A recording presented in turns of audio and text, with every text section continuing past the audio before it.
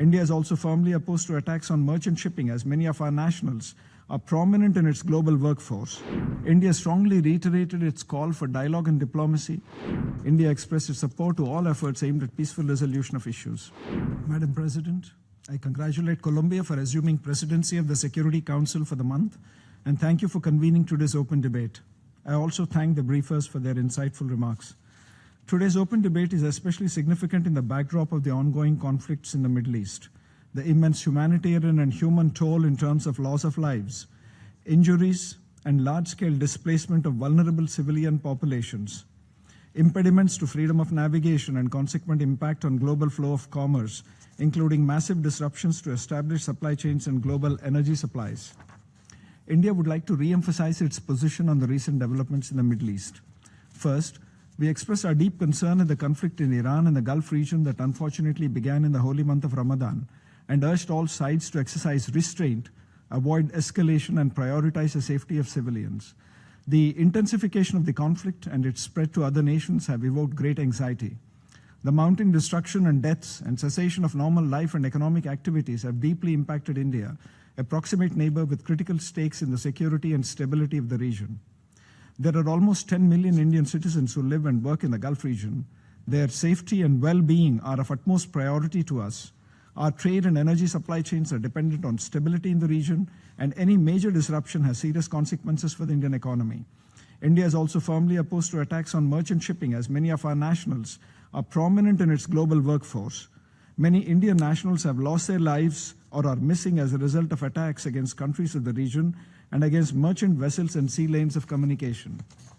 In this background, India strongly reiterated its call for dialogue and diplomacy, avoiding impeding freedom of navigation and commerce, avoiding military targeting of commercial shipping, avoiding targeting of civilian population and infrastructure, and seeking an early end to the conflict. India expressed its support to all efforts aimed at peaceful resolution of issues. Second, regarding the situation in Gaza, we believe it has grave humanitarian implications that calls for a sustained ceasefire, humanitarian access, and a credible pathway towards a durable and peaceful resolution based on a negotiated two-state solution with a sovereign, independent, viable state of Palestine living side by side in peace and security with Israel, within secure and recognized borders. This remains the only path to achieve lasting peace and overall prosperity. India is also a committed development partner of Palestine with projects worth $170 million. We will be handing over in a few days $2.5 million to UNRWA, the first tranche of our annual contribution of $5 million. Third, regarding Lebanon, we call for respect for Lebanon's territorial integrity and sovereignty and affirm the importance of implementing UN Security Council Resolution 1701 of 11th August 2006, as well as a declaration on the cessation of hostilities issued on 26 November 2024. Indian troops are deployed in UNIFIL, and we call for ensuring safety and security of peacekeepers. They carry out a vital mandate entrusted by this council, and they must not be targeted. India will also be sending medical assistance to Lebanon.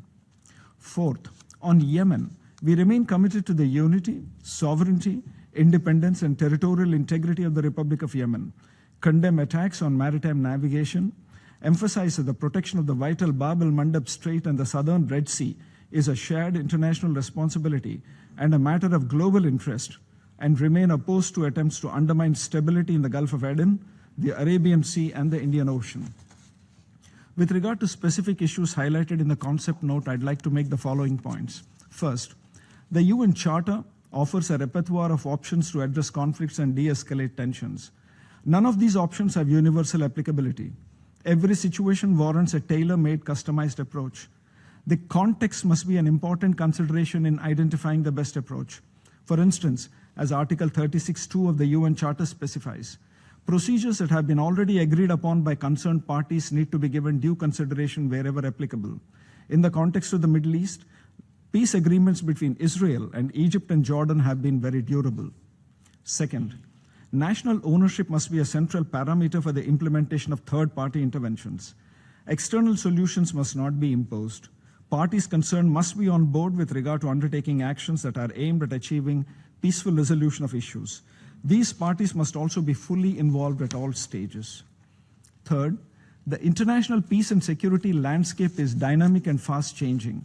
There are growing complexities due to economic crises and de-development, demographic challenges, supply chain disruptions, rising terrorism impulses, and increasing risks from emerging technologies.